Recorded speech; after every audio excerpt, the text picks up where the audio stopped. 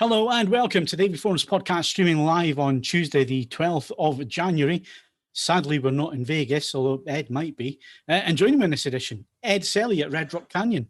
You can never ask me to stop drinking. Do you understand? And Steve Williams in the Millennium Falcon. Williams? I said Steve Withers. Did I? It says Steve Williams. Did I? All right. Well, it's probably better than you. Couldn't be any worse. So why are you a drunk? So many others. I might have to disappear. That's aimed at you, Ed. Just so you're aware, I might have to disappear and Steve and Ed might have to take over for 5 or 10 minutes because of lockdown and all the rest of it. You'll be aware that you have to order your food online these days, your groceries and so on. I mean, there's no way I'm going into a supermarket. So I have a delivery turning up any minute. So if I disappear, that's the reason why. But welcome along to the podcast. It is our CES special. It's been a bit weird because not being in Vegas, I mean, it's become part of my life. I mean, Steve and Ed, the last time you guys were out was about 3 years ago, but I've done it every year. This would have been my 15th in a row. And it's been strange because normally straight after Christmas, I'm getting ready, packing my bags, finding my passport and all the rest of it. I got a bit of a routine. Not being able to do that routine this year. Not had my In-N-Out burger, which I normally have as soon as I get there. Got to have an In-N-Out.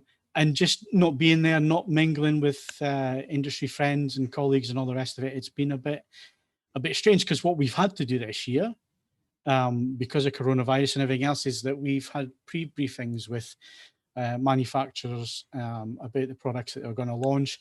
And it's a love it or hate it, Steve, isn't it? Because I love it because the fact that I can sit at home, I get told everything I need to know. Press release normally arrives within a few minutes of the call ending with images and all the rest of it. I mean, I had all the work more or less done and ready to go on the deadline days, which is you can't do when you're on the show floor. There's no way you could do a press briefing and have it turned around within the time that it's normally available. The downside is that you're not out in Vegas and you're not enjoying the hassle and bustle. Yeah, well, personally, long way at last. I really enjoyed the fact that all you had to do was just turn on your laptop, sit through a half-hour briefing, and then go back to whatever else you're doing. Yeah, I think you're just getting to the age now where you can't stand people, can you? It doesn't matter what people they are. What do you mean he's getting to the age? He's not exactly been a fan of people at any point that I've ever known him. I'm now. Well, I mean, the thing is, it's from my perspective, it's more productive this way because you're not, flying to and from America, suffering from jet lag, going to and from various events. And as you say, Phil, you're not kind of, when you're actually there, you've got all the stuff lined up and you're bang, bang, bang, bang, bang. And then you end up spending all night long trying to type it all up and then getting a few hours sleep and then off to the next day. So it's quite exhausting. And this is a lot more relaxing. Yeah, and carrying all that gear as well, tripods and cameras and lights and all the rest of it. It's I'm not sure. Was it my first CES where I literally was putting my trousers on before I drove to the airport and my back went? Yep. And the only reason I was taking you was you were going to carry the stuff. Yeah, I mean, we've had some stories out there. I mean, we could probably fill a whole podcast with what illnesses we've had in what years and so on. But yeah, it's just been flights. Missing flights. Yeah, that's happened a couple of times. We got stuck out there one year, didn't we? Because the plane was broken. That was my first CES. That was Was that the year we got put up in the hotel? Yeah. I just wanted to go home. We've been out for 2 weeks at that point. It's like, please, I just want to go home at this point. And we went to Monument Valley. Yeah, that's right. That was a cracking year. That bit was fun. Yeah, I enjoyed that. Yeah, that was good. We stopped seeing Monument Valley. It's like one of those things you have to see before you die. It is just like you expect it to be. Absolutely, especially that time of the year as well, because it's unusual because the snow is on the ground that time. There was no one there either, which was even better for us. Yeah, I mean, we had a Ford before. We had a Jeep, didn't we? And it was basically the guy at the gate said, help yourself. Put your boots, boys. There's no one else in there. Nobody else in there. On you go, lads. What you don't realise is A, it's cold because obviously they shoot westerns there in the summer, and B, it's at about 10,000 feet. So yeah, it's really thin. Yeah, well, that's what we didn't realize, was it? Because it was nice and warm in Vegas, and we thought, well, let's go to the desert. Let's go to Monument Valley. What we didn't reckon was, I think it's 6,500 feet above sea level or something like that. It's really cold. And, yeah, and because the air's so thin, it seems even colder. Well, I was a smoker back then, and I went out to set the camera up for a time lapse first thing in the morning over there, because we stayed in the East Hotel, which looks out onto Monument Valley. It's fantastic. Set the camera up to do the time lapse. Went out to pick the camera up after that metal tripod, and of course it's been out freezing cold. Put my hand on the tripod, my hand stuck to the tripod, frozen to the tripod. The time lapse you got of sunrise was worth it. Oh, it was worth it. Yeah. It was.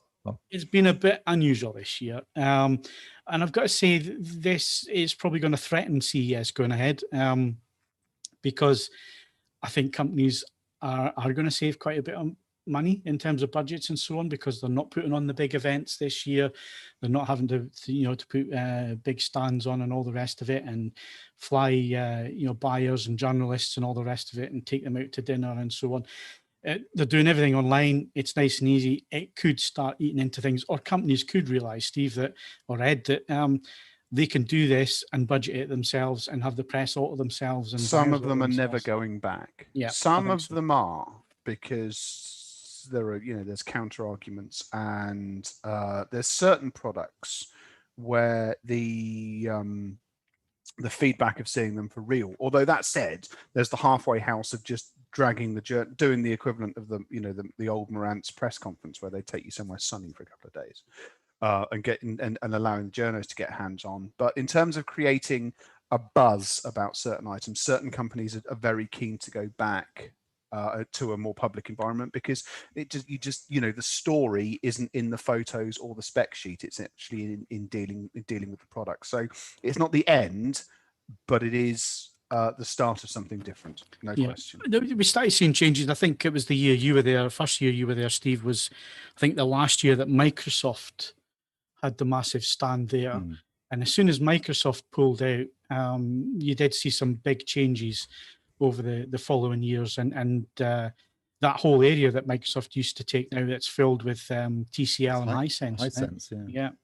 That have all that area now. So it has changed, and it's going to change going into next year and the year after. I mean, I'll be surprised if we have a 22 event. I'll be very surprised if we have a 22 event. I think, again, it might be... I honestly, in terms of just how much we got done historically and in narrative terms in 2020, I think at the moment it's unwise to write any outcome off for 2021, both good and bad. So we'll see. I mean, from my perspective, there's a litmus test of the delayed Munich in September, and that's going to be an interesting test of vaccination. So we'll see where we go from there. Yeah, I just think the way things are planning up, let's not make any plans for the year. Well, I'm not booking a hotel just yet. Let's put it like that. Yeah, Condo 007, pizza or burger, Phil? I'm not a pizza fan, got to say. I think we had a Papa John's one year, didn't we? And it wasn't nice. To be fair, we would that was where Steve and I went to order it, and it was a question of just trying to choose a combination of toppings that wasn't inherently repellent. Was surprisingly challenging. Yes. I mean, by far and away the most satisfying place that we ate was that it was on the other side of Las Vegas, which made it difficult. But that place with like 800 beer taps. So I liked BJ's. It. Yeah, stupid name, but I enjoyed eating there. It actually did food. There was something recognizably green and vegetable in origin, which was really exciting after a couple of days. Yeah, so, I think what annoyed Steve in the end, wasn't it, Steve? That is the fact that we went out and did it under our own steam, and lots of other journalists who we know were out there on press trips and were getting 5-star meals and all the rest of it, and we were grabbing a burger here. And I was cooking you spaghetti bolognese. Yes. So yes. A lot. Yeah. I mean, it's slightly different if you're obviously everything's being paid for by a manufacturer, and it's all first class and 5-star, and you're in a nice hotel, and you're getting fed Wagyu beef every 5 minutes. But I got to say, personally, I mean, you're right, Phil. I think some manufacturers are starting to realize they can get more done virtually than they can in reality. Obviously, there is an issue, which is that, people, as you're about to find out on this podcast, we don't know any more than you lot do. We've seen the same press releases. We haven't seen any of the actual products, obviously. There's no physically. inside line. And most of the people working at the manufacturers either. They haven't seen them either. I mean, this stuff is all obviously still in development. Yeah. And so, and for obvious reasons, things aren't, normally by now we'd have, well, you at least, Phil, if you've been in Vegas, would have physically seen these products in That's person. what I'm missing. Yeah. And that's one thing, obviously. So people say, what do we think of this? Well, don't know. I haven't seen it. Don't know. And we don't know when we're going to see it either, because normally, things normally start to kick off. Philips, third week of January, they normally have their thing in Amsterdam. That's not happening. Obviously, that's going to be online. And then manufacturers usually have their TV events sort of February, Panasonic and Sony, and then they do. Although I think Panasonic stopped doing theirs before they weren't doing one last February anyway. It had nothing to do with the pandemic. I think they'd stopped doing their European. But guys, you don't remember we went to one, Steve, at the beginning of the year? Did we? Yes. The studios. Do you not remember? No. Sorry. I meant they stopped the big European. Yeah. The big European thing stopped, but they they still launched the TVs at Pinewood. Yeah. Sony didn't do one though. They'd stopped doing theirs. No, Sony had stopped doing theirs as well. Yeah. So, but what I was trying to say was normally we'd get hands on at CES, then get to see them a bit more beginning of the year, and then they're out for review come April. And we just don't know how that's going to happen. I guess they'll just send out review samples. And March, no April, Bristol either. I guess. Obviously that's a significant weird. That would be if I'd gone to Bristol for 2021, that would have been my 18th consecutive Bristol. Bristol snuck it under the radar last year, didn't it? But to be honest, it was in terms of some of the people in the industry who then caught COVID after that. I think it was probably a bit of a risk in itself. Super spreader event. Yeah. So, well, understandably, given you got these people crammed into little hotel rooms. No, just forget the hotel rooms. It's the fact that we all go and stand. We go and stand in the bar in a sort of a single in the bar. Biological mass. Yeah. So Yeah. So before we go any further and start discussing what has happened this year, what's been announced and so on, do remember that you can subscribe to the channel if you're watching us on YouTube now. If you're watching live, then please do that. Please like the video and click the bell. And of course, you can also make a donation. You can do that via streamlabs.com/AVForums. Perfect way to do that. And you can use any amount you like. If you attach a question to that, it normally pops up and grabs our attention, and it's the most likely way to grab our attention for that. And of course, if you want to support us on a regular basis, you can do that via Patreon. It's patreon.com/AVForums, and you can become a patron like Paulo Favina. He became a patron, as well as Scott Pritchett? If I've pronounced those wrong, then sorry. And Jim Beveridge has the Scott Pritchett. It's not that difficult to pronounce, Phil. Come on, Paolo Favina. Yeah, fair enough. Yes, I've got a Scottish accent. You got to remember, Scottish accent. I can say things wrong, Steve Williams. So yeah. So anyway, if you want to donate, then please do that. And obviously, if you do support us, you help us grow AVForums, improve the site speed, features. We can add more editorial. We can do more. And obviously, at some point, we'll do a good podcast, although no promises. So moving on, we've got our first question that's come in tonight, asking about screen sizes in Panasonic. 77-inch. No, there's no 77-inch TV this year from Panasonic. We'll get onto that in a second and as to why. And Panasonic have not got any 8K TVs at the moment either. But again, we'll come back to that. So thanks. I think it's Eva Victoria who asked that question. So thanks very much. Current competitions, Ed, why don't you do these? Oh, dear God. Okay, right. Current competitions. You can win a Philips 55-inch OLED 95 worth £2,000. I mean, come on, that's quite the prize. And due to success of the previous competition, Sharp are giving away another SB8W800 Dolby Atmos soundbar with wireless subwoofer worth 449 boys. Yeah, and it's not to be messed about with. We've also got a bunch of new Blu-ray competitions, including the Criterion January Blu-ray titles and a copy of Bill and Ted Face the Music, plus a copy of Ghostbusters 1 and 2 on Blu-ray, available exclusively for our patrons. Excellent. So you can head over to avforums.com/competitions to enter those. And obviously, remember, competitions are only open to eligible AVForums members resident in the UK, although we will look into that because I know there's quite a few who watch live and so on who keep asking us. And why should it be why you limited can't. to the good burgers of Brexit Island? I mean, it's impossible to ship anything anywhere now, so we may as well go all in. So, you know, you'll see what we could do. Yeah, well, but you know, if you want to come and collect it,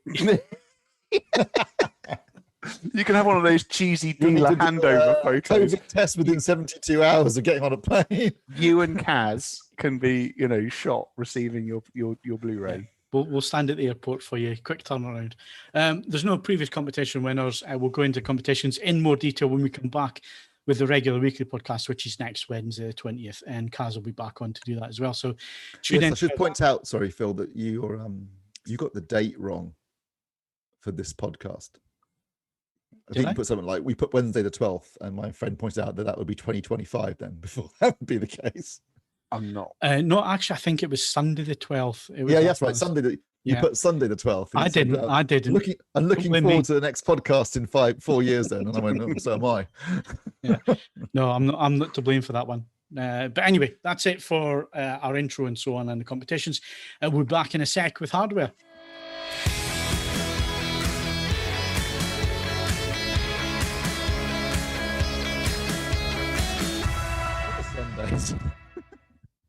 Right, so let's move on to hardware. Let's talk about what was announced at CES. Just a reminder, I may have to disappear, but we'll try and crack on through this because it's fairly easy to get through. If one thing about being online is the fact that everything was done on time. The press releases happened on time. They were delivered. Mostly. The press conferences happened on time because they were all pre-recorded videos and presentations. There was no famous directors coming on stage, getting stage fright and running away, which has happened in the past. Lots of boobs have happened in the past on stage. None of that. So it was all pretty slick. And I've got to say it was well handled, Steve, in terms of registering for CES. And then obviously all these press conferences and so on were behind the paywall, as it were. So at least you knew you were getting in there. You could pick up your information, do your story as normal. Not everybody was having access to these press conferences. No, that's true. Although, I mean, that is kind of how we've been covering the show for the last couple of years, because as you mentioned earlier, when you're actually on the ground there in the eye of the hurricane, it's particularly on the first day, on the press day, when the press events are sort of scheduled one after the other. And if you want to go to one, you have to start queuing for it an hour beforehand, which means you can't go to the press event directly before it. So what we've been doing previously was that so Andy and I would watch the live streams of the press events anyway, and then just report them after that. So this is kind of a variation on that, but a more refined version that's obviously targeting everybody because no one was there physically. But yeah, it worked pretty well. I mean, obviously, these companies and the various event managers have had the last 8 months to practice this. I mean, I've been doing quite a few of them since COVID kicked in. So yeah, it went pretty smoothly, and we got the information that we needed well before time. Yeah, I mean, we stopped doing on the ground press conferences years ago. We tried to do it. It was a waste of time, and it was a waste of time doing it because you were never told anything interesting. And like you say, I never did get to a Samsung one because Samsung was always oversubscribed. The queue was round the block 2 or 3 times. So you never had enough time to get through it. And like you say, when you're on the show floor, you don't know what's going on. Yeah, you know, if you're sitting at home watching the live streams, you are more up to speed with what's going on, what's being released, than I would be at the show. So I've got to say it's been nice and slick this year. So let's go to Sony first of all. They had their briefing on, I'm going to say it was Monday. It was Monday. Last Monday, I'm going to say, Steve. Yes, it was last Monday, yeah. 4th of January, they had their briefing, and they announced the Bravia XR TV. So the XR is a new processor.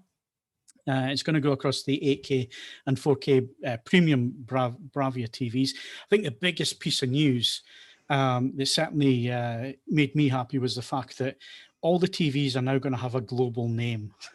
That's So if you're in the UK or you're in the US, it's the same TV and it's the same model number. Is that the end of retailer exclusives then? No, because Sony will have their, because if you look up the X series, there's the X, 95, which was announced, but there's the X94, the X93, the X90. So there'll still be some retailer exclusives in there. We're talking about the premium Bravia XR TVs. They will be global TVs. There's 2 Master Series TVs. So there's the Z9J, which is the 8K full array local dimming backlight LED LCD TV. No micro LED from Sony. And that's a Master Series TV. That is the rather expensive. I think it starts at 75 inches on that one, 75 and 85 inches. Then we've got the OLEDs. So you get the Master Series. When you said no micro LED, you mean no mini LED? Sorry, I meant mini LED. Yeah, this is the thing, micro and mini, it's so get them mixed around the wrong way, isn't it? It's well, because Sony do their version of micro LED as well, which is which is crystal. Crystal LED. Yeah. Crystal so but that's a professional. When I am ruler of all Earth, they will all be made to sit down at a table and agree a name for all of these things. Yes, Sony I'm not inciting you to storm anywhere for that to happen. Can we be clear about this? But I will be ruler of all Earth at some point. Sony doesn't appear to be doing any mini LED, and by that we mean that's an LCD television with an LED backlight where it's composed of lots of LEDs. So thousands of zones as opposed to hundreds. Yeah, and we're going to come on to that because I've been reading some of the threads, reading the forums, and I think people are going to be pretty disappointed because they are holding some technology up quite high at the minute just by reading press releases and so on. Please don't do that. You're going to be so disappointed when the actual product comes along. We'll get into that in a little bit more detail. But anyway, back to Sony. A90J is their Master Series OLED. It's going to have a lot of the high-end features.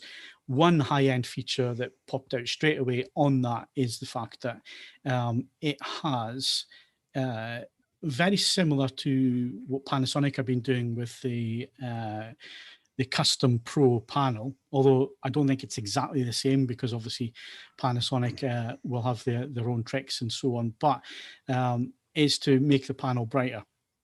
And it does that because it has it's an aluminium filter which helps dissipate the cooling, heat basically, and basically cools the panel down, so they can push it a little bit higher. The good side is because it's a WRGB panel, normally to get the brightness to push the white pixel, and if you push the white pixel too far, what you can do is you lose a lot of the color volume, so colors can become quite muted. What Sony are doing on this on the A90J is they're actually pushing all 4, so they're pushing the white pixel as well as the RGB pixels, so they can retain color balance and so on while they push the brightness. Going to be interesting to see this actually in action. The only thing that we can go on at the minute is obviously marketing, and this is the thing to realize as well about CES. CES is just marketing. It's wall-to-wall marketing, and we'll listen to what manufacturers have to say, like this technology, like Bravia Core, which is going to be their streaming service and so on. But everything that you're being fed at the minute is marketing, and you really have to just remember that and keep that in the back of your mind that we're talking about these products, but we're only talking about them because we're only getting the information from one side at the minute. We haven't been able to get hands-on with these TVs. We haven't been able to put any content we're familiar on them. And like Steve says at the start, a lot of the representatives local in the UK haven't even seen them yet. So yeah, just bear in mind that a lot of this is marketing, but it's promising stuff, Steve. If they're looking at this, because this is the one complaint we have had about OLED. It does everything else absolutely spot on, 8.3 million pixels that can switch off and on, give you fantastic black levels, great just above black detail, really nice colors, but misses out a little bit in terms of peak brightness. Yeah, in terms of measured peak brightness, they obviously are nowhere near as bright as some of the higher end LCD panels. Clearly, in terms of contrast performance, i.e. the fact that they can deliver absolute black and also very precise peak highlights, I still think you get a punchy, enjoyable HDR experience, even though they may not be quite as bright. But obviously, the problem with driving an OLED panel brighter, and they're going to top out at 1,000 nits, but they can get in close to that. But the problem is obviously there's dissipating the heat that these generate at that brightness level, and that's something that Panasonic's been working on. If I had to hazard a guess, I'd say that the technology they've been developing in conjunction with LG Display is now filtering down to other people's OLED or via LG Display. So it's probably, well, not exactly the same, I'd hazard a guess it's something based upon the work that A Panasonic variation did. on a theme. Yeah, exactly. And it's good news because it means you can get a brighter panel. Obviously, that's all well and good, but then it comes down to how it's actually how the power supply is managed, and how the heat's dissipated, and whether, because I think that if I remember correctly, the first time Panasonic did this with the was it the HZ? It was the GZ, the first one, the GZ 2000. Yeah, and maybe it was a little. It didn't have a bit of posterization in it. It did, yeah. Posterization round about really bright. Quite nailed it the first time round. Yeah. Next time last year they had nailed it. So yeah, be interesting to see how these actually perform in reality. Because as you said, Phil, no one's seen these yet. Now, I have no information on this. This is me just guessing, really. But when you look at the cycle of this technology coming through, so you had Panasonic doing their custom OLED panel, you had Sony doing the acoustic surface audio, which were different from what LG were doing as well. And I think we've hit 2 years now, and we've hit 2 years in the production cycle, and now LG and Sony have the the layer to help with brightness, which is very similar to what Panasonic was doing, and LG also working on the panel surface becoming the speaker just like Sony is. So it seems to be that perhaps, and I mean, again, I'm just guessing that each company has had their input, but it's all gone through LG Display, and it's almost been like, well, you can have that for 2 years, and you can have that for 2 years, but then we all get to use it after that time period. I think I remember seeing LG Display showing their version of acoustic surface when I was there last year. So that's 3 years ago. Yeah, 3 years ago. Yeah, it's been in the pipeline. So I mean, maybe it was inevitable that other manufacturers would do it. It's a brilliant idea. I mean, the idea of using the screen as a speaker is genius, and it really works. So I'm surprised it's taken this long, unless there were patents and that sort of stuff. But it's taken this long for the manufacturers to start doing it. But to be honest, an 83-inch radiating surface. That's a hell of a driver. I mean, let's be clear about that. Yeah. That realistically, even with negligible travel, has significant bass response implications. It could be. I don't know whether there's the exciter is a single size point inside the panel. It doesn't necessarily change dramatically as the panel size changes, but nevertheless, that's got some interesting potential. Yeah, absolutely. Funny you mentioned screen sizes, so let's go through the screen sizes. So the Z9J, which is the Master Series 8K LED, it's 75 and 85. The A90J, which is the OLED, the Master Series OLED, is 65, 55, and 83. There's no 77 mentioned whatsoever from Sony, and this is their official word. It's come direct from them, so they are not mentioning that at the minute for the UK. And obviously, I have to stress that this is UK information that we get because that's the briefings that we sit in. So other things that of interest there before we go into the other models, Bravia Core. So Bravia Core is their streaming service. It is only going to be available on the Sony TVs, on the Bravia XR TVs. And it's exclusive. So when you buy a TV, so if you buy the A90J, I think you get 24 months subscription. Or access rather than subscriptions. Access probably a better word to use for that. Once that's over, it's over. If it finishes, it goes at this moment in time. As far as Sony are concerned, once you've had your time limit, it's gone. And then you get 5 or 10 premium titles to watch, and those can be in IMAX Enhanced. They've got an IMAX Enhanced collection. But the thing that really stood out for me was that they're going to be using pure stream technology, which they are claiming is almost lossless in terms of an equivalent to a UHD Blu-ray in terms of quality, because it'll be streaming up to 80 it's a big megabits claim per second. So that's a big claim. It'll be interesting to see that. I'm hoping that's more than most people's broadbands can handle. Yeah, absolutely. It'll be interesting to see how that does work. And if we get access to that when we review the sets, obviously it comes preloaded. Because I'm really interested to see the IMAX Enhanced collection, because that is the one side of IMAX Enhanced that actually something is done to the content. Everything else that is marked as IMAX Enhanced doesn't really do much apart from the DTSX supplementary audio side.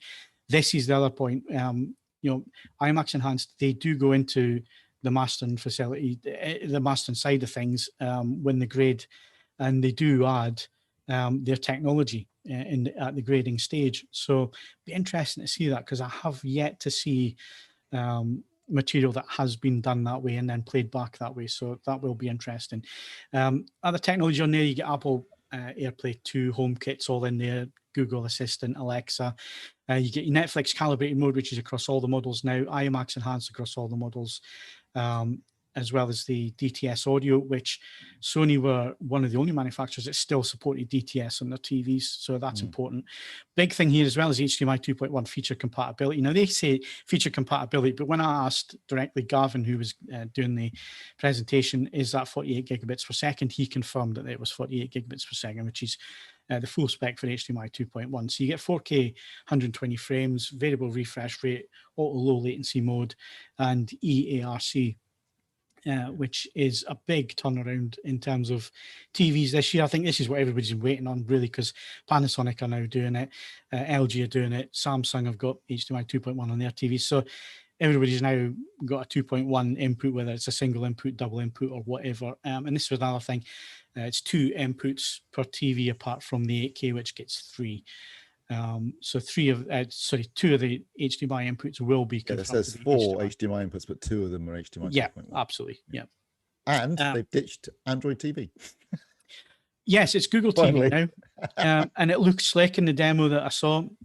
Again, it was just a demo on a video screen, so it's really difficult to tell. But the person was flicking about in the remote control quite quickly, and it was moving about the screen without lagging or crashing. So what you didn't see was the liquid nitrogen being pumped into the back of the screen to prevent it from just... I think we'll give them a pass on that one. I think it looks like it's going to be... Well, Google TV has been designed for TVs as opposed to Android, which was designed for mobile phones, which had way more processing power. So this seems like a sensible solution, and it should work fine. Yeah.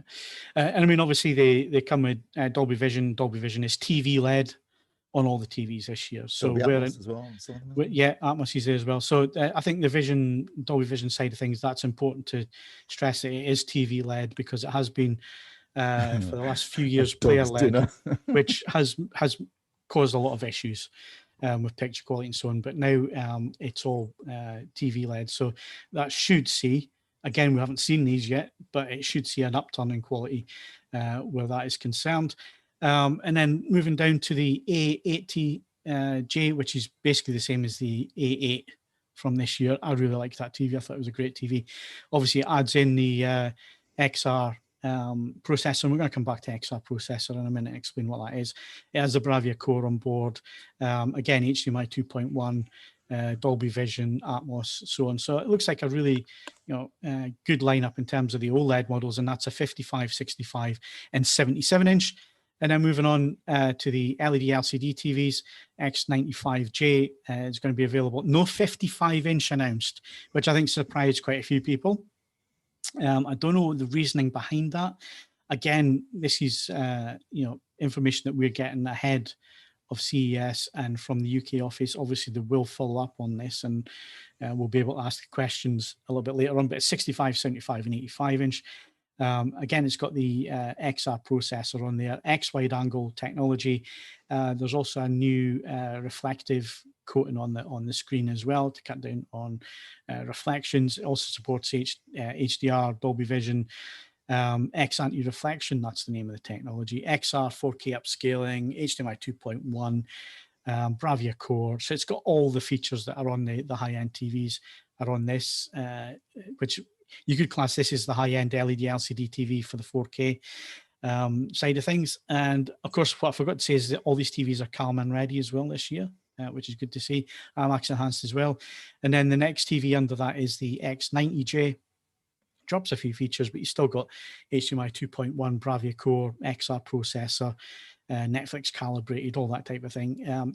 All of the model sizes, technology and everything is in our story that's on the homepage. And this was a good thing about Sony's briefing. They gave us a briefing and then they gave us all the information. So, there's no gray areas here. If it's not mentioned at the minute, it will be mentioned and followed up later on. once these TVs become closer to market. The X90J is available 50, 55, 65, and 75 inch. And again, that's 4K LED full array local dimming. So yeah, it's quite a strong lineup. There's obviously other models that are going to come out as well, like the X85J, X80J, and so on. They do not have the XR processor. So what is the XR processor? It's the next step up from the, I think the last one was the Ultimate processor. It's Ultimate. So it's the X Ultimate processor. The XR, it adds in new marketing, basically. I think it's the easiest way of saying it. Like I say, CES, it's all marketing at the minute. So cognitive intelligence is what they're adding in. So as well as artificial intelligence, you now have cognitive intelligence, which seemingly helps produce an image as the human eye sees it. And it was explained that it basically breaks up the picture into a number of zones. They won't specify how many zones, which is what Sony tend to do with Typical Sony. LCD TVs as well. And basically it works out what area of the image your eyes are focusing on, and then it will improve sharpness and upscaling and so on. So the image you're seeing is more how you're supposed to see it. Again, this is all marketing. It's stuff that we're going to have to sit down and test. Sit down, test, and turn off is normally what we do with this kind of stuff if you're an image purist. But obviously they're saying it's going to be improve the image quality and motion and sharpness and make it more lifelike and so on, which kind of is not what you want when it comes to film playback. You don't want lifelike. You want to see it as it was intended to be seen. But again, like I say, I mean, they have to announce these things at CES. If you're a manufacturer, you have to have the latest buzzword, and cognitive intelligence was Sony's big marketing spend for their picture processing this year. Like I say, be interesting to see. To be honest, if they'd marketed malevolent intelligence, I mean, it would have been a bold move, but You should just call it Skynet and have done with it, frankly. Skynet, yeah, absolutely. Right, so that's Sony. So let's move on. My delivery hasn't turned up yet. It's late. Right, so yeah, let's do Samsung next. So you had the, how long ago was this now? That was back in November, was it not? Back in early December. Early December. So you had the full brief from Samsung, and now we've had two models announced, two model numbers, and some technologies. So why don't you take us through that? Yeah, so I mean, they haven't announced the full lineup, unlike Sony. This is pretty much part of the call for Samsung. They'll basically give you a taste of the technology that's coming at CES, and then they'll generally do something, in February, March time before the TVs hit the stores. So the only model numbers that I'm aware of them announcing is the QN900A, which is the flagship 8K TV, and the QN90A, which is the flagship 4K TV. Interestingly, this year, as far as I'm aware, again, there won't be a significant difference between the flagship 8K and the flagship 4K, because last year there was a big difference between the flagship 8K and the flagship 4K. They kind of treated the 4K as if, if you couldn't afford 8K, you'd get a 4K. I think that backfired a little bit, and this year they're more interested in offering a premium experience, whether you want an 8K TV or a 4K TV, and that's something that I definitely approve of and embrace. So essentially, in terms of their new technology, and this is something that's going to get complicated because we've already touched on it earlier in this podcast. Obviously, they announced last year that they were going to be launching micro LED TVs. This is where each pixel is composed of microscopic red, green, and blue LEDs. And so it's a self-emissive technology. It's like OLED in a sense. And they announced it last year and was meant to come last year, but obviously for obvious reasons, this has been delayed. They announced it again at CES this week or last week. And apparently the first micro LED TVs will be arriving in the first quarter. So at some point, I would probably guess towards the end of the first quarter. So let's say March, if I had to hazard a guess, but that's what they're saying, first quarter. Now, a couple of things we need to get out. I don't know the screen sizes, but I'd hazard a guess at 75 and 85. I don't think there'll be a 65. I've definitely seen a 75-inch prototype. So that's what doing rounds. That was composed of modules. It wasn't a single screen, a single panel. As far as I'm aware, that's still the case. So it'll be interesting when this TV does finally get released, how big it is, or what the range sizes are, and how invisible the joins are. The prototype I saw, which was was November 2019, pretty good. There were a couple of minor joins which were slightly visible when you got it close, but they had done a pretty good job. Obviously, I have no idea what the pricing is. No one does, but it ain't going to be cheap. It's going to be really expensive. Well, when you see all the marketing photographs in properties that would probably be about 10 to 15 million, that kind of gives you an idea of what the clientele that they're aimed at. It ain't gonna be cheap. But that's coming. But I think most people, unless you're an oil sheikh or lottery winner, you can assume that's going to be outside your price range. So in terms of what you can actually afford, it's either going to be we've got the 8K and the 4K range. So the flagships are going to be using it's essentially mini LED, so a lot of LEDs behind the panel. Now Samsung were talking about their new they're calling it, let me just double check get the name right, because they had about 5 or 6 different names for it. Quantum, well, okay, sorry. So the TV panel is now called Neo QLED, and that's composed of this new LED that is, I think it's a 1/42nd the size of the original LEDs they were using behind the TV. So essentially what they've done is they removed an LED originally had a protective layer packaging around it to protect it, and also a lens in front of it to focus the light. They've essentially eliminated all this, made it smaller, and then they use a matrix layer which it acts as the lens. So what it basically means is they can put more in, so there's more LEDs behind the panel, and it's incredibly thin. So they were talking about 15 millimeters for the flagship models. Really, really thin.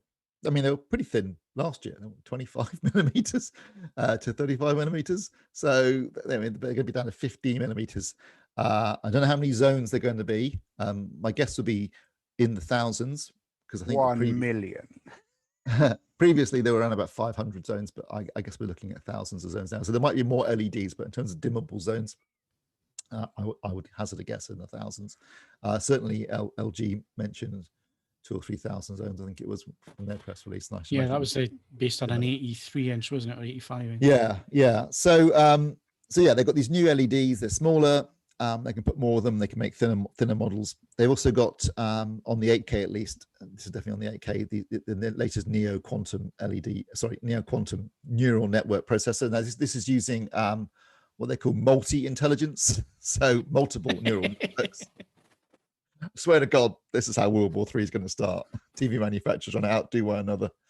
So yeah, you've got, so that when you see Neo QLED, what it essentially is the new quantum mini LED backlight, and in the case of the 8K TV, the multi-intelligence processing. Also, design-wise, as I said, incredibly thin. The infinity screen with no bezel. I mean, design-wise, basically, if they're anything like last year's, they are gorgeous-looking TVs. A nice piece of industrial design. One other thing that they've upped this year is the object tracking sound. So there's now I think it's 4 different levels of object tracking. Let me just check that, yeah. So there's object tracking sound light, which essentially is just processing. There's just 2 speakers and processing. Then there's object tracking sound, and that's going to be a 2.2.2 channel system. So 2 at the bottom, 2 at the top, and 2 subs in the back. Then there's going to be object tracking sound plus, which is 4.2.2. So that's going to have 2 at the bottom, 2 halfway up, and 2 at the top, and then and 2 subs at the back. And then there's OTS, what's it called? OTS Pro. OTS Pro. This will be in the flagship models, and this is going to have so the 2 at the top, 2 at the bottom, 2 halfway up, 2 at the top, 2 more in the middle for the center channel, and then 2 subs at the back. Now, obviously, the one thing, and this won't come as a massive surprise, but Samsung still have no support for Dolby Vision or Dolby Atmos. Really? Didn't see that one coming. Nope. Otherwise, though, the Tizen platform, it's been refined, but it's still pretty much like it was last year. Really good, I have to say. They've got the new remote control has a solar cell on it, so it can charge the battery itself rather than having to change the batteries. They're making a big thing about going green and green packaging and all this sort of stuff. Yeah, I watched the did you watch that, did you? Yeah. press conference, and it was all about changing the TV packaging into dolls' homes and that kind of thing. Like that ain't gonna happen. It's going straight down the tip. But yeah, so like I say, it was all largely tech driven. They didn't announce it in the press conference, but I've certainly seen reports, that they did announce the soundbars as well. I do know that there's a new flagship soundbar coming, which will have side-firing drivers in the rear speakers as well as at the front, so adding yet more channels. And also it will have an auto EQ system built in at last. So there's some nice, interesting things coming on the soundbar front. TV stuff is really a refinement. It's QLED, but with a more effective backlight, because I saw a demo where they just took away the panel, so all you could see was the actual backlight behaving, creating the light, and it was like Spider-Man, and you could tell it was Spider-Man. So there were enough zones that you could make out an object even based upon the backlight without seeing the picture itself. So that should ultimately do is reduce the amount incidences of blooming, and give you a much deep blacks, but also blooming around objects should be minimized. Yeah, I think what people need to rein in their expectations a little bit. It will be good technology. The mini LED stuff that we have seen demonstrations and that kind of thing has looked good, but again, you're talking about thousands of zones compared to 8.3 million pixels that can switch on and off with OLED. And I've seen lots of comments on the forums and everywhere else saying, "Oh, mini LED is going to kill off OLED. It's going to be so much better and all the rest of it." I would just say, hold your horses. Let's see what the technology is actually like, and what the price is like, and what the price is going to be. Yeah, and then we can start talking about, is it an OLED killer? Because it's like going that private jets are indisputably a better way to fly than packing yourself into an airliner, but there is a cost disparity issue that needs to be taken into account too. So. Yeah, absolutely. Now, I think it will be great technology. If anybody's going to make it work, I would say it'd be Samsung, just because Samsung are probably the only company doing this technology where they know how to build a local dimming algorithm, and one that works properly without causing other side effects and so on. They've made the mistakes and learnt from the mistakes with this technology. I would say they are quite a bit further on than a lot of other companies. So if anybody's going to pull it off and make it look incredibly good, it will be Samsung, just because they have the know-how when it comes to local dimming algorithms and making them work. Because this is another thing I want you to raise with people on the forums, automatically jumping to the conclusion that these TVs are going to be so good. You have to remember it all comes down to the processing behind the TVs and how these manufacturers are applying that processing and local dimming algorithms and so on. Because a Samsung and an LG LCD TVs are two very different things, even if they've got very, very similar technology. The LGs that I've seen have never had local dimming as good as the Samsungs. And that's true. From me putting them side by side. So if you then bring in TCL into this and others that are manufacturing mini LED TVs, there are going to be differences because of the processing behind the screens, because of the local dimming algorithms and so on. So don't jump to conclusions, is what I'd say. And I'd also say, temper your expectations when it comes to this technology. It's promising. To say curb your enthusiasm. Yeah, curb your enthusiasm. Yeah, absolutely. I always remember back to the very first launch of Class D amplifiers by another Japanese manufacturer. I'm not going to name and shame at this point. And to hear that press release was to think, we're never, within 18 months, no one will ever build another Class AB amplifier ever again. Yeah. Didn't quite work out that way. I'm just throwing it out there. So yeah, and again, I think it's important just to highlight that all the information that we're having at the minute, none of it is hands-on. From independent third parties. This is all marketing that's coming our way at the minute. So again, we need to bear that in mind going forward. But it's promising technology. And Steve, you have seen some of the prototypes, and it is promising. Yeah, no, I mean, and if any manufacturer is going to squeeze the last juice of performance out of an LCD panel, it's going to be Samsung. So I think with this new backlight, with their local dimming algorithms, with you know, with their processing and the wide viewing angles that they now got out of LCD as well. I mean, this is going to, you know, these are going to be as good an LCD as you're ever likely to see before they make the inevitable jump to something like micro LED. Someone mentioned, you know, HDR10 Plus. Obviously, they do still support that, and HDR10 Plus Adaptive, which is their version of Dolby Vision IQ. In terms of gaming features, they've got pretty much everything, I think, this year. So, well, they got 9.8 milliseconds in terms of input lag, 4K 120 hertz, dynamic black EQ, Game Motion Plus, surround sound HDR, HDIG, NVIDIA G-Sync, and AMD FreeSync. So, and also a multi-view feature if you want to watch tutorials. That is a lot of acronyms. That is a lot. Our industry is built on acronyms. Yeah. But yeah, it'd be interesting to see what when they actually turn. Oh, the other thing they've done, which this is quite cool. They've made the One Connect box a lot thinner. It was quite big and chunky. It's a lot thinner now, and you've got two options. You can either attach it to the rear of the stand if you want to just put it out of the way, or you can have it remotely, you know, and if you're, say, wall mounting the TV and you want it away from the television, then you can do that. But that actually was quite a good idea, because the One Connect box is a great idea, but quite often it's just stuck next to the TV anyway. So this way you can just attach it to the rear of the stand and keep it out of the way. Yeah, I've got to say, I've still got one of the older models here, the Q90R, with that box, and the box is huge.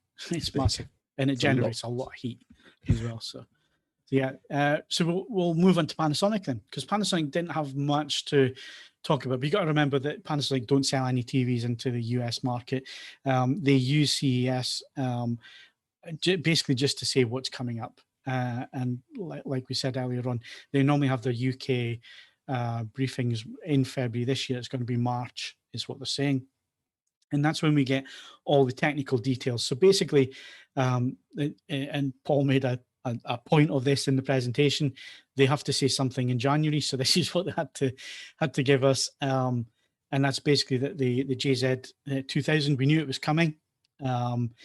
It's you know, the next model in the line of the custom professional OLED panel flagships. The GZ was excellent. The HZ was our TV of the year this year, 2020, because it was, when it comes to watching movie content, which is what it's designed to do, it was the best picture quality on the market when it came to OLED. And I would say it even pushed the higher LED LCDs out of the way as well, in terms of just pure picture quality, image accuracy, just above black. Detailing was fantastic. It was the TV if you are a movie fan, if you're a picture purist. It did everything right. This year they are doing a 55 and 65 inch. There is no mention of a 77.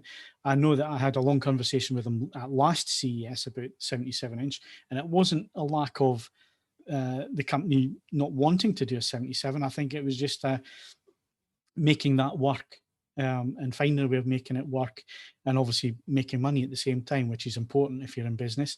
So they've obviously made the decision, they've done the sums, because again, another thing that I would like to see, and I know lots of AVForums members would like to see, is the custom OLED panel without all the speakers.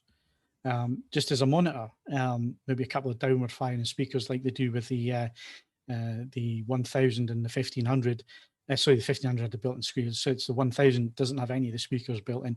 It'd be nice just to have one of those with a custom OLED panel. But again, they've obviously done the sums. They've looked at what they are selling and what is selling in the marketplace. And you've got to remember, as AV enthusiasts, we're probably the most enthusiastic and early adopters, but at the same time, we don't really cover the whole consumer base. And if they're finding that something is selling well, they're not going to change it. And I've been told that the GZ and the HZ 2000 did sell particularly well to a wider consumer base. So that's obviously why they have kept it that way, as a all-in-one box solution.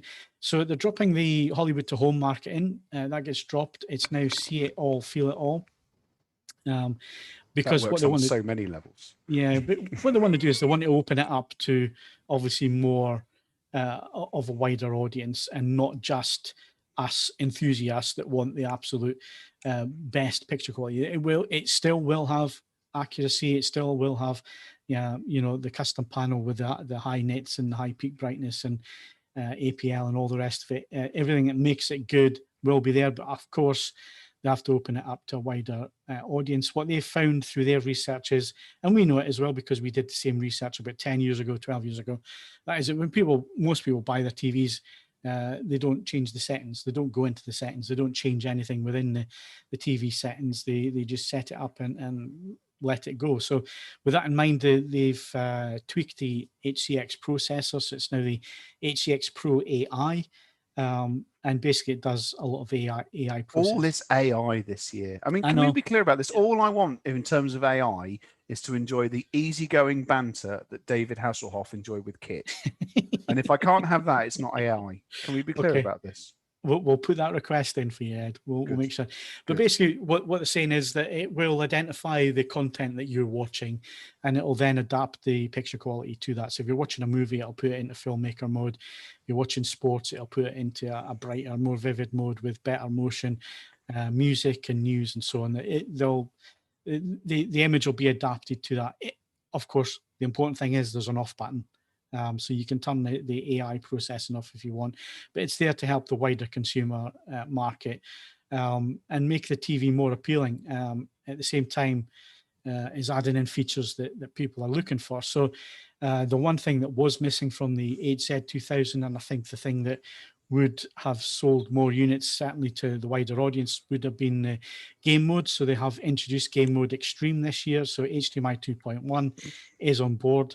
They have not been able to confirm how many ports and if it'll be 48 gigabits per second or 40 gigabits per second. We're still waiting on that, and we've been told that we'll get all that information in March when the technical details are available. But basically low latency, so 14.4 milliseconds. The demonstration that they run on the press conference, that's what they got from a Leah Bodner device. Like I say, support for variable refresh rate, high frame rate, 120 hertz. There's going to be a dedicated picture mode for gaming, which is going to be called game mode. And then they have the HDMI signal power link. Yeah, I thought it was game mode. You'd have thought, yeah. And then you've got signal power link, which should improve your experience using a Panasonic TV with non-CEC supporting devices like old set-top boxes and PCs and that kind of thing. So they've taken care of that. They've added in the gaming side of things 2.1, so nobody can point at them now and say, well, they don't do that. And obviously they've extended the speaker system. So the 2000 had a speaker bar and upward firing speakers at the top of the set. They now have sideways firing speakers that are halfway up the set and on the sides, and that widens out the sound performance. Obviously, full Dolby Atmos support there. They're calling it 360 Soundscape Pro. So again, like I say, lots of marketing. Yes, of course they are. But the main thing is, it's the HZ 2000 with some tweaks to widen the appeal to a wider audience, and you can't blame them for that. It covers every HDR format on the market, so Dolby Vision, Dolby Vision IQ, HLG Hybrid Low Gamma, HDR10+, HDR10+ Adaptive. I think that's everything, and Filmmaker Mode. And Filmmaker Mode is for SDR and HDR. And I've got to say, the biggest revelation of 2020 for me was Filmmaker Mode. It did what it said on the side of the tin, and it's a fantastic picture preset. Sets everything up for you. So my question to Panasonic would have been, well, if you want to make it wider appeal, just make everything Filmmaker Mode and just adjust the brightness for the room, and bingo, you've got everything the way it should be. The only other thing I mentioned with the Panasonic is my home smart TV, I think you call it. Yeah, my home. It's now version 6.0. And they've added a few tweaks in there. A lot of, I noticed a lot of comments in the thread about, why don't they do Google TV and so on. It takes a long time to change OS systems, and if you've got something that isn't broken, and my home isn't broken, the only thing I would point at is that the lack of apps. And I think if they sorted out the lack of apps, I think I don't think you'd have an issue with the platform itself is fine. I like it. Yeah, it's nice and simple, gets job done. Basically, these days, as far as I'm concerned, if I'm buying a TV, I want to know, does it have, obviously it'll have Netflix, Amazon, YouTube, Now TV, Disney, and Apple TV. Yeah. If it's got all Amazon. of those, I said Amazon. I thought, and Amazon. I think I said Amazon, but yes. In other words, the main streaming apps. If it's got all the main streaming apps built in, then everything you want's there and you can access it easily. It's great. Now, at the moment, as far as I'm aware, the only manufacturers that have all those apps are Samsung and LG. And LG obviously had a bit of an issue with Freeview Play last year. But generally, you know, if you want all, you know, BBC iPlayer and all these sorts of things, those are the two manufacturers that have everything. I don't think either of the other ones, any of the other ones, should I say, Sony or Philips or Panasonic have a complete full house of apps. But Panasonic in particular didn't have Disney Plus, didn't have Apple TV last year. I'm not sure. Did they say they were a little bit vague? I think when we asked them the question, because it was asked and they were working on it. What they said this time last year. Yeah, again, it's CES, it's marketing, it's beginning of the year. They start to flash things out round about March. So March is, stay tuned till March if you want the final details, because that's going to be the time frame this year for the JZ 2000. I think it'll be a cracking TV. Again, price is going to be a thing because you've obviously got the Sony A90J, which looks like being a real competitor this year. Again, we'll have to look at the pricing for the Sony, because the A9 model is normally quite a bit more expensive than the A8 model. So I'd be interested to see pricing on that. But the Panasonic was expensive this year. The 55-inch came in at $3,000 starting price, or 3,200. And obviously a lot more for the 65. So it's going to be interesting to see pricing, because not only are they going to have competition from Sony, they're also going to have competition this year from LG, who are introducing OLED Evo into the G1 TV this year. So the lineup at the minute, I've seen lots of conflicting reports and so on. So we're going to stick to the information that we got directly from LG. Steve was in the briefing along with me, and most of the UK press, everybody that's anybody in UK press had the briefing from most of these companies as well. We're going to stick to this because I think there's conflicting information coming out of the States with regards to an A series and B series OLED TV, which is going to be a severely cut down version, priced to sell. What they said on the briefing when we had it last Thursday, was that they are not going to confirm the B series at this point.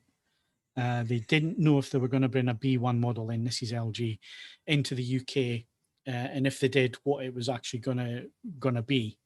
So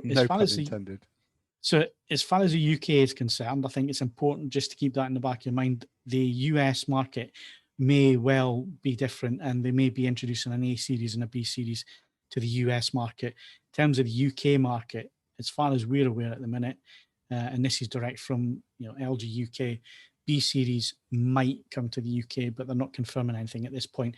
So the models that they are confirming are the C1, the G1, and obviously the mega expensive Z1 or Z1, which is the 8K. So it's C1, G1. In the past, there hasn't been any difference in picture quality between the C and the G, because they've always used the same panel. It's always been the same picture processor and same picture quality. The only difference has been cosmetic. The G10, which is sitting behind me on the stand, what a gorgeous TV that was. Really well designed. It's an all-in-one unit, so everything's in there. The tuner, speakers, everything all built into the back of the panel. Really quite thin. It's a little bit thicker than a normal OLED panel, but not that much thicker. But it comes with a wall mount in the box. It's thicker at the top, but thinner at the bottom. Yeah. And it comes with the wall mount in the box. It's designed to be on the wall. It doesn't come with any feet, does it? No, the feet that I've got here, they were sent separately from LG. So you have to buy them separately to sit it on a stand. And it's going to be the same this year. There's also a new stand design, which looks like an easel type stand. Which in all the photographs was like, they said, well, you could run the cables down the stand and through the foot. Yeah, but it's still going to. Yeah. Funny enough, in the photographs, there were no cables anywhere. No cables. Like, I mean, also, it looked like it attached. It looked like it attached at the back via the Visa mount. So it does, yes. I think you could probably use it with any of their TVs, judging by that. On that basis. Probably. So let's look at the models in a little bit more detail and tell you what we've been told directly from LG on this one. So the C1 is going to be available screen sizes. A lot of screen sizes. I've I lost, hope, isn't it? lost my notes. Is this the one that 40, goes 48, sorry, 48, 55, 65, 77, 83 is the C1. So you've got all the screen sizes there. Now, LG Display have announced that there is a 42-inch. 43? No, it's 42-inch, Okay. which is obviously an off-cut, whereas assuming it's an off-cut when they cut the 83-inch, that you get a 42-inch off that, like you get the 48 off a 77 when it's cut. That's the assumption. There is no mention of that being available this year from LG Electronics. So you have to remember, LG Display, a completely separate company from LG Electronics. And it's LG Electronics products that we're talking about here when we talk about the C1 and G1. So yes, there is a 42. Sorry, going back to what I was saying earlier, I saw an LG Display prototype OLED with acoustic surface technology built into it 3 years ago. Yeah, we all saw that 3 years ago. Yeah, it's what I mean. So just because LG Display say we could do a 48 to 42-inch OLED doesn't mean say you're going to see it for a couple of years. Exactly, because the 77 was there the same year, and it took a few years for the 77 to come to market. So yes, because they just don't get confused is what I'm saying, because that's LG the 48. Display. The 48 was at that. Right. So all the screen sizes for the C1. The G1 drops the 83-inch. So the G1 will not have the 83-inch, but it will have the other screen sizes from 55, 65, and 77. No, there's no 48. No, so yeah, 55, 65, 75. Yeah, if you let me get the words out, then Sony's year for 83 then? Say that again. Is it Sony's year for 83 then? Or no, because the C1's available in the 83. Oh. So, but it's going to be interesting to see what the differences are when it comes to that, because the C1 will not have the Evo technology, which is obviously the the brightness, heat sink, and so on. It's only the G1, and the G1 only goes up to 77. Whereas the Sony A90J will go up to 83 with that What's technology. Sony calling their panel then? Have they got a name for it? It's XR OLED Contrast Pro. Nice and slick. That's catchy. Nice and catchy. Evo definitely works for me. Evo's a lot better, yeah. Obviously, OLED Evolution works a lot better. I'm disappointed that Sony, as a Japanese brand, haven't gone for Type R at any point in their in their branding. Give it time, Ed. These marketing people, they're always looking for the next thing to put on it. So the C1 again, it's going to be the workhorse of the range. It's got most of the technology on board apart from the brightness side of things. HDMI 2.1. There's also a new game optimizer menu, which if you hold one of the buttons in, it pops up at the bottom of the screen, and you can switch between VRR, you can switch your latency, you can also switch picture presets based on what type of game you're playing and that kind of thing. So that looks pretty neat. And they're going to have access to Google Stadia as well. So obviously you can build up on your gaming side of things. And there was another one which escaped. You might have Freeview playback. Who knows? They haven't confirmed anything, but they said they're hopeful that Freeview Play might come back. And then obviously the G1, which is the Gallery series, so it replaces the G10 from this year. Like I say, it has the Evo technology on board. Again, very, very vague on the technical side of things, and I expect to get more technical detail as we get a little bit further into the year, like we will with the Panasonic and Sony's as well. Maybe not Sony, because Sony tend not to tell you anything technical wise. It's just something they've never done. But again, it increases the peak brightness. It'll help with HDR. It'll help the APL, which is going to put it on in competition with Panasonic and obviously the Sony as well. So, and again, it's the premium models here. So it's the G1, which is going to be the premium model. Don't know what the prices will be, but again, the Sony is the premium model and the JZ is the premium model from Panasonic. So a bit of competition between all three brands, which should be interesting. It's good for consumers. It's good for consumers. Yeah. There were two other things that LG announced, one of which I liked, one of which I didn't. They've redesigned the remote. I think it looks really nice. It's still basically the same thing. I don't like it. You know, yeah, you see, I think the old one looks better. I like the new one. I think the old one looks better. But I do not like the fact that now WebOS is going to be the whole page. I was just going to come on to WebOS because they have done quite a few tweaks with it.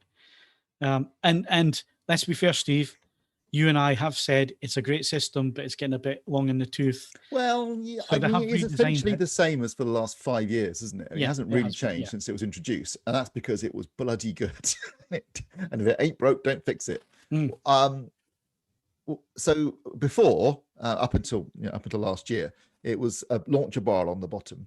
There was a second layer. If you highlight to say Netflix, it would show you things you've been looking at on Netflix, which is they kind of pinched off of Samsung, to be honest. But it was good, and then you went into whatever you wanted.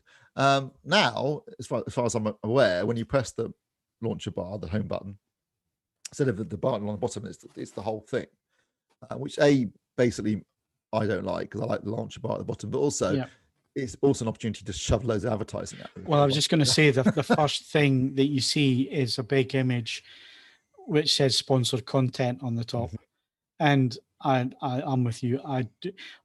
If the consumer has paid quite a bit of money for the TV, what gives you the right to shove advertising in front of them if they've already paid the premium to have the TV? Why are you shoving advertising in their face? I don't agree with that at all. I really don't. It's not a good look. The previous generation of WebOS, previous generations, did have advertising as well, but you could turn it off in the menu system. So maybe there's something you can turn off. Hopefully you can turn it off.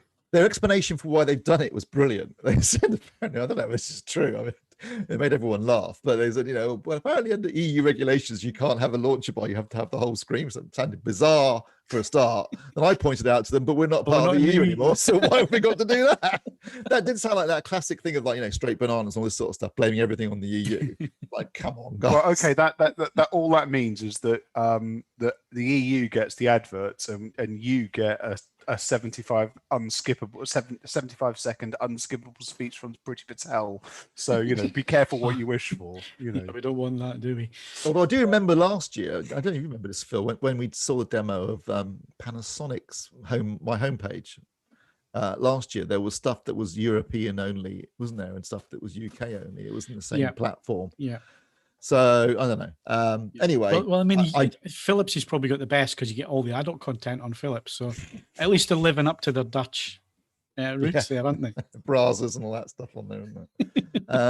Anyway, can we old school. Can we be clear how we pronounce something with a double Z in is not? Yeah, there we go. I think that's probably closer to the. Well, bra sounds more appropriate though. Anyway. I like old school WebOS myself, but anyway, you're going to lay yourself down a nice vintage OLED. Well, I'm rocking the C9 at the moment. I'm very happy with it. Yeah, I'm rocking a B7 for God's sake. The G10. Still a good telly. That's what it is. Other than the fact that I've broken the HDMI ARC socket, which means I can't actually test HDMI ARC. How did you manage that? By hot plugging it. It just sparked out and died. That's why you shouldn't hot plug. Okay, well there we go. A lesson learned, but yes. Is it though, Ed? Have you learnt your lesson? Well, probably not. No. Yeah, probably not. Right, so that's major manufacturers covered. I know a lot of our listeners and viewers are interested in. Obviously, we can't ignore the Chinese contingent because they are getting bigger and bigger and bigger every year. And I've got to say, the quality is usually outstanding from them as well. We're not talking about cheap materials and everything else. That's Hisense and TCL. I was really impressed with the TCL TV I looked at this year. For the money, the screen real estate, and the build quality was really good. Even though it was an edge-lit TV, still thought you were getting your money's worth. So it's been interesting to see what they have announced. And again, you've got to remember that the US market is different to the European market when it comes to these manufacturers. And amazingly, Hisense didn't announce at the press conference anyway yesterday, they didn't announce any normal TVs. They only announced the laser TV, Steve. They announced, I do feel sorry for Hisense and Circlevent because they're a big sponsor of the Euros. So that went for a Burton last year. They did announce, I think there's the U7 TVs, which is a rescheduled basically for what was going to be the Euro TV for last year. Was the Euro? Let's assume the Euros happen, which I'll be honest, I don't think it's going to happen. No. So there wasn't much in the way of news from Hisense, I'd say, which might explain why we hadn't heard from the PR company over Christmas. TCL, well, yeah, all Hisense did go on about again, and I have to say this is about the 5th year in a trot on the trot that they've been going on about their triple laser, laser TV, you know, ultra short thread projector, basically. Never seen one. They keep launching them. Never actually seen one. I mean, I've seen them at shows, but I've never actually tested one. Yeah. Have you? I have an offer to pop down to Leeds when before COVID hit. And that kind of got shelved as soon as COVID hit. So, it might be a while yet on that one, guys. But TCL obviously mini LED was there again. They've been banging on about this for they've been a big proponent of mini LED for a while, and also QLED, so quantum dot LED. And the demos that I've seen at shows like you, Phil, has looked impressive. But yeah, it looked really good last year. I'm trying to remember the name. It began with a V, Verada or Veranda, something like that. It was supposed to come out last year, 65, 75, and 85-inch TVs. It was going to be EU launched as well, and it never happened, basically because of what happened during 2020. It never did happen. So that's a shame, because that would have been the first mini LED premium screen to come to the EU. So when it comes to UK and EU, basically ignore CES if you're interested in what Hisense and TCL are going to do in the UK. We will get that information from them directly. They usually have a separate launch a little bit later in the year when they cover the Euro stuff. I know the frustration has been that, or certainly the perception has been that the higher end TVs like the dual cell and so on gets released in the States, and we don't see it in the UK or in Europe. And that is the case. I mean, last year's U7 and U8 TVs, they were not the same as the H8G, which got launched in the US to rave reviews.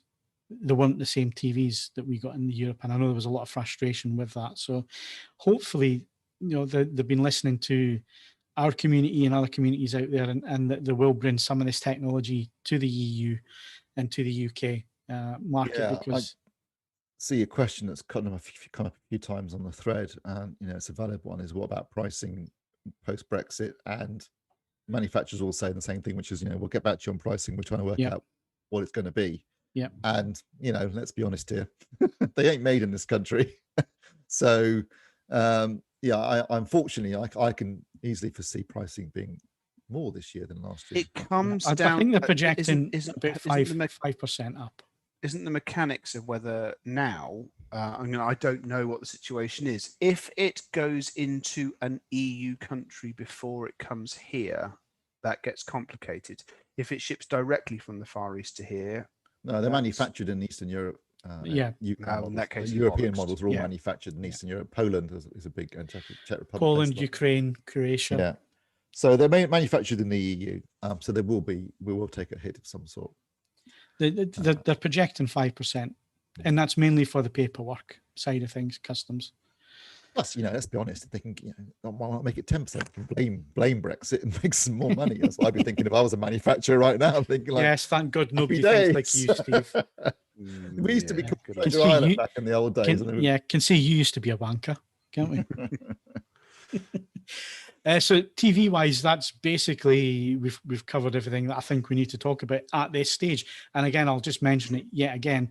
You know, this is marketing. That's all we've got. We've only got one side of the story so far. So again, just bear that in mind.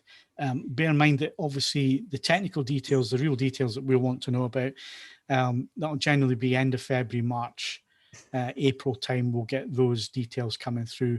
We might even get to start to see some pre-production stuff. Although I can't say I'm too keen yet to be going and traveling, looking at things. And I don't That's because you don't have a car. And I don't think we'll be allowed to do that for some time yet anyway. But it should be around about that time that we get more technical details. And then I'm hoping that the actual review samples, and again, we will not review pre-production if we can help it. We'll always try and push for retail samples. There's no point reviewing a pre-production. And there's only very, very rare occasions we let that happen. If it was a pre-production micro LED TV, I think we would allow that because I think there's the general interest in that interest is technology there, is there.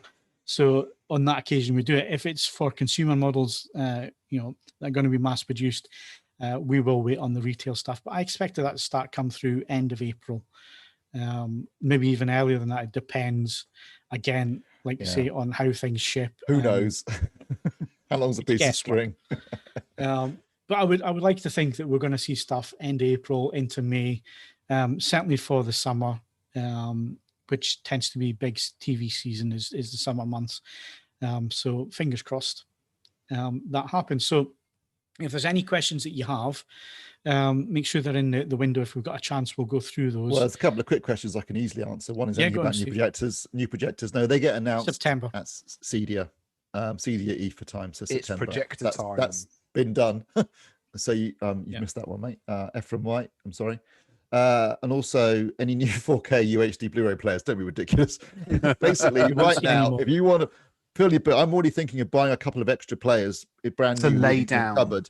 No, just in case. Yeah, seriously, I'm going to get myself another 820 chipped one because my Oppo's starting to play up a bit. So I might replace that with a chipped 820. Yeah, we'll wait till we've bought them before you cause panic, Steve. Yeah, stop disrupting the market. But really, the only player manufacturer around now is Panasonic. So you really want to make the most of Sony. I think Sony. Oh yeah. Don't wait. The Sony players. Get yourself. No, they're not. The Sony players aren't very good. Cut off half your supply. That's the spirit. I'd rather have no player than a Sony player. Yeah. People asking about Philips, their launch event. I think off the top of my head is the 27th of this month. Yeah. Again, it'll be online. It's normally in Amsterdam, but it's going to be online this year. You will get all the details from us as soon as that event happens, which I think is the 27th off the top of my head. It's Wednesday. Wednesday the 27th or 26th, whatever day that is. Something like that. So that's coming up on that one. So I think we've covered all the hardware, unless there's any other questions there, Steve Williams. Well, you asked if there was anything to do with hi-fi in the running order. All right. No, not really. The only thing that I have to say, I do like the look of very much. There was JBL and Harman have always actually done their things separate from CES, even in normal years. They're in Vegas, but they're not at CES. So they announced a number of things. And the most interesting of those is they announced an amplifier whose model number I can't remember because I've been drinking wine since 6:30 now. That'd be SA750. Yeah, something like that. But fundamentally, that's an Arcam SA30 in a wood-cheeked retro box. And what's not to like about that? There you go. It's absolutely everything that you could realistically ask for in a. It looks spectacularly. Was that the retro-looking thing? Yeah. The other one, I suppose, it's worth actually because I've just seen it because Stuart has very kindly put the news things up. I have been offered a pair of the Ellipson Heritage XLS15 speakers to have a look at for AVForums. Is there any interest in me looking at a giant wardrobe-sized pair of retro loudspeakers? Oh, I think so. Well, in that case, if you've signed it off, then yeah, I'll go for it. I have to say, I'm fascinated by that. I really like the look of it, but I want to make sure that there's somebody there to read it after I finish. I think the quirky stuff always goes down well, so I think there'll certainly be readers for it. Whether people will go and buy it is another question. Oh, well, no, that's a totally different question. But no, okay, well, I'll get that lined up. There we go. At least one person said those look really cool. There we go. That's fine. There was an announcement from Denon as well. They've got a new soundbar 550, which is going to be part of their. It wasn't the who did the computer game themed soundbar? It was Panasonic, wasn't it? That was Panasonic. Are either of you reviewing that magnificent? I think you'll find the Denon embargoed, Steve. Is it? Yeah. I thought I lifted. Well, not as far as I'm aware. I think it's the 14th. Well, we've just been out live to 146 people. Shush. Someone's asked, how is the Bristol show going to be managed this year? It isn't. The Bristol show was cancelled some time ago. Manufacturers are I've said a number of manufacturers have been sitting on stuff that was supposed to be launched last year.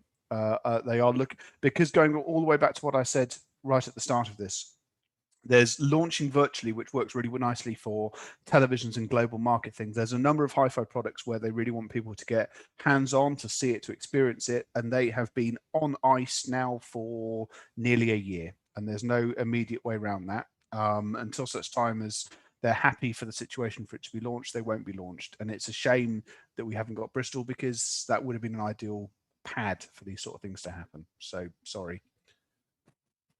Apologies to Denon if we have gone ahead there a little bit early. We didn't mean to. I thought it was today. Yeah, it's one of these things though, when you know, things are embargoed and all the rest of it. It's, you got to double check everything when it comes to publishing at this time of the year as well, because everything has a date and a time and so on. Right, so I think we've covered hardware. We'll be back in a sec with some software.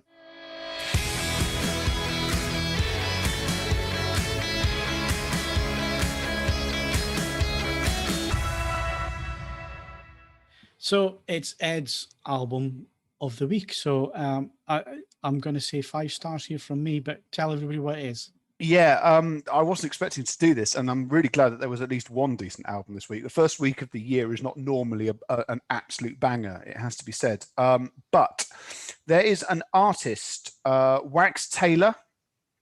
He is French. Easiest way to describe this is he's a French equivalent to DJ Shadow. So if you like, it's playing about with samples, ambient hip hop break beats, so on and so forth. Yes, and bringing in guest vocalists and so on and so forth when necessary to do it. I've enjoyed the work on and off he's done all the way back to 2005, 2006. But this time, this is an album I think it has. I think it has a wider appeal, which I think is going to help. There's people like Mark Lanigan involved, not his normal stomping ground, but he's done a very good job here. I think it's a genuinely interesting listen. I think that it covers a lot of ground. It's not derivative. When I say he's a French equivalent to DJ Shadow, he's not doing what DJ Shadow is now or even was back at the start of these things. There's elements of other artists. There's elements of Cut Chemist, even a little bit of the sort of whimsicality of Mr. Scruff. It's beautifully recorded. All French electronica is. It's one of the reasons I love it as much as I do. There is a preposterously expensive and incredibly hard to get hold of vinyl copy. I haven't bothered with that, so on and so forth. It's all on the major streaming services. I just think if you're looking for something a little bit different, it's a post-Christmas palette cleanser. And it covers enough ground that if you don't like the first track, you don't like the second track, you might like the third track, and so on and so forth. There's a lot of different material covered. I am just pleased that he's starting to reach a slightly wider audience. Although that said, obviously the magic of streaming services, if you like this, do go back and have a listen to his previous efforts as well. There's some good stuff there too. Well, you mentioned this afternoon, and it's been on repeat for me since I think I've listened to it about 4 times now. The instrumental in there on the air is an absolute banger. That's music to fight wars to, so that's good. But and it must be said that you've got a recommendation this week as well, haven't you? Yes, Son, live at the Metropole, live with the Metropole Orchestra. What a fantastically recorded live performance. Again, I think the female vocal is absolutely outstanding, and again you catch the ambience of the venue with a live vocal as well, and it's so well recorded. The same as Wax Taylor. I mean, that's incredibly dynamic recording as well. So I've really been testing the system out with those. But Son, that's been on a couple of times. It's on high rotation at the minute with me. And there's a song, I can't remember which one it is, but she sings about dying last week in it, and it's really captivating. Really, she's got a fantastic voice, incredible vocal.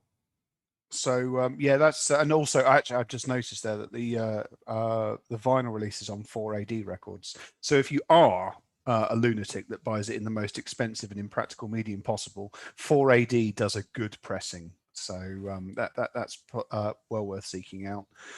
Otherwise, the only other thing of note is that Reasons, best known to themselves, Kraftwerk stuck out an album of remixes on Christmas Day, I think. Many of them are dreadful, but some of them are quite good. So that's possibly worth a look as well. Yeah, I mean, this is always a bit Spotify's of a been fallow time of the year for me.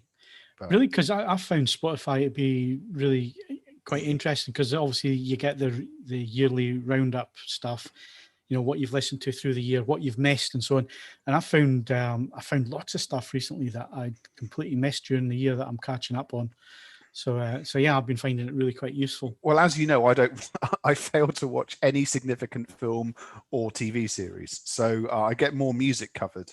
I don't use I use Spotify for testing these days, and otherwise I'm just on interesting one there, Stu. I was thinking that's different type of craft work there. Craft work with a K, dear. So I mean, obviously, I use the Rune brings up the new Cobuzz and Tidal albums each week, and the Cobuzz new releases is very, very comprehensive. So I think I've covered off most of the stuff for this year, but I'm obviously looking forward to bringing some new material in the course of the year, and we'll see where we go from there. But Wax Taylor, don't necessarily get concerned about buying it on vinyl. That's just mental. Just have a listen to it on a streaming service and see what you think. Yep, good stuff. Right, so let's move on, and we'll wrap up just by, obviously we've had Christmas and New Year to be sitting. I know Steve's sat and watched plenty of films and TV. I've done the same. I've been catching up with lots of stuff. Discovery finished, thankfully, this week. We were discussing this off air. I think that's it. I think it's finished, gone, done. Which, I really hope so. I can't say I'd be disappointed with that. So if they do a fourth season, I'm not going to be watching it. That's for certain. What has annoyed me though is the fact that it looks beautiful. There's loads of love and attention when it comes to a technical side of things in terms of sound mix and how it looks, and cinematography and special effects have been really up there as well. It's just a shame that the content hasn't kept up. They just spent more than $5 on the scripts. Yeah. Having said that, if you want to watch some really good sci-fi with top drawer effects and some really engaging characters and plots, The Expanse is superb on Amazon. I'm gonna start The Expanse, so I'm gonna get in there and Is this further pushing back the ever watching Game of Thrones? Don't bother. Well, Game of Thrones is. I've got them on disc, so they'll survive on disc. They'll probably out-survive me before I watch them, to be honest with you. But no, I'm going to start The Expanse. I like sci-fi, and everybody that's mentioned it said it's great. So I'm gonna get stuck into that. I'm really enjoying the final season of Agents of S.H.I.E.L.D. on Disney Plus, season 7. It's really good fun. Really enjoying it. And obviously, WandaVision starts this Friday, I believe. So is this Friday? Is it? I'm going to give that a go. That's this Friday. And I've been getting through Star Wars, Clone Wars. So I've finished season 1. I've just finished Clone Wars season 7. The last 4 episodes is basically a movie. And it starts with the old school 1977, a Lucasfilm limited production logo. And it's probably the best Star Wars films I've seen in years. It's really good. And it runs concurrently with Revenge of the Sith. It's superb. It's really, really good. Those last 4 episodes in particular really deliver. It's a subject we're going to come on to next week, which is obviously Netflix have put their prices up for February, and so we're going to come on to it next week when we get back to the normal podcast. Because there were 1 or 2 comments on the thread about that. Only for Nicolas Cage's history of swearing. To be honest, I have been enjoying that. Right. Yeah. Quite we're going to come on to that, but obviously Disney Plus side of things, we've got Star coming, so I've got to say I'm looking forward to that because I am, but it still hasn't confirmed any air crash investigation. Well, I've already got my source for that. So, but I've got Now TV, but it doesn't have that many of them, and I'm not buying Sky just for bloody air. No, I wouldn't buy Sky either. I'm getting rid of Sky. Oh, I got HDR working, by the way. So, you know how I solved the problem? Did you hit the box with a hammer? No, I unplugged it and left it unplugged for 24 hours. Plugged it back in. It was all working. So a significant soft reset. I left it for a complete day, plugged it back in, and it was all working. Everything had fixed itself out. So God knows what was wrong with the box for it to do that. But now everything's in HLG, which is HDR, a step forward. Supposed to be. So still getting rid of it in the next 6 months. So. Yeah. I think the best TV series we've already had on New Year's Day. I binged my way through Cobra Kai season 3. It was absolutely. I'm gonna have to get into. I haven't got Kai as anywhere near Wonderful. that yet. It was I don't. I wonderful. think you watched it as well, Phil. I did enjoy the. I mean, obviously, it's not exactly a laugh a minute, but I enjoyed the Yorkshire Ripper documentary on Netflix. Yes, I've got to say it was significantly good. different enough from the BBC one, which was earlier this year, which was 3 parts, and it was more from a female perspective, feminine Yes. perspective. Whereas this, the Netflix one, I loved the whole again presentation of it. I thought technically it was really well prepared. The interviews were the editing was slick. It progressed in a way that made it easy to understand what was going on. And of course, it just highlighted again what absolutely terrible policing. The fact that there were these 3 old men running the They don't. investigation. History completely correctly has not been kind to those men, and it shouldn't have been. And the thing is, that had to happen, unfortunately. So it happened, and people lost their lives. But what came out of the other side of that was PACE, so the Police and Criminal Evidence Act. The fact that that changed interviewing techniques, it changed investigation techniques, and so on. Certainly, when I spent my time as an officer, I was trained in HOMES, which was the Home Office Large Investigation System, which was basically the way that they had mountains and mountains of paperwork. It had to reinforce the floors because they had so much paperwork. Well, the home system, it's that, but computer-based, database-based, and I was trained for entry, putting people's details on and connecting, all people, and it just makes things so much easier to follow. But you could, the annoying thing was that they were on the right track if that tape hadn't landed. And the way they latched onto it. And there's this, it's not in the documentary, but it's just an extraordinary and utterly, blank face presented footnote in the Wikipedia entry that when they played the tape to that American profiler, the guy who is the the guy that Mindhunter's based on, and he goes, you do know that this has nothing to do with, and they just ignored him. He told them at the time, he said, well, if you want my opinion, you're looking for a truck driver who lives in this area, around the Yorkshire area. And that's exactly what he was.